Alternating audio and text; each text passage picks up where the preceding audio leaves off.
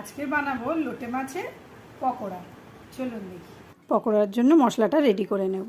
রসুন দিলাম, পেঁয়াজ দিলাম আর কাঁচা লঙ্কা দিলাম, দিয়ে পেস্ট করে নিলাম। নিয়ে ছোটো ছোটো পিস করে কাটা লোটে মাছ নিলাম, নিয়ে একটু লেবু দিয়ে দিলাম, দিয়ে আদা রসুনের পেস্টটা দিয়ে ধনেপাতা দিলাম, নুন দিলাম, হলুদের গুঁড়ো, লঙ্কার গুঁড়ো দিয়ে চালের গুঁড়ো দিলাম অল্প করে, দিয়ে বেসনও দিয়ে দিলাম, দিয়ে ভালো করে মাখিয়ে নেব। একটু জল দেবো, না তো শুকনো হয়ে যাচ্ছে।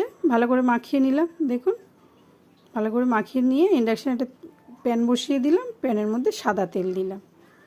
তেল একটু গরম হলে দিয়ে দেব সব একটা একটা করে লোটে মাছগুলো, দিয়ে ভেজে নেব। লাল লাল করে সুন্দর করে ভেজে নেব। কাসুন্দি আর সসের সাথে খেতে কিন্তু অসাধারণ লাগে।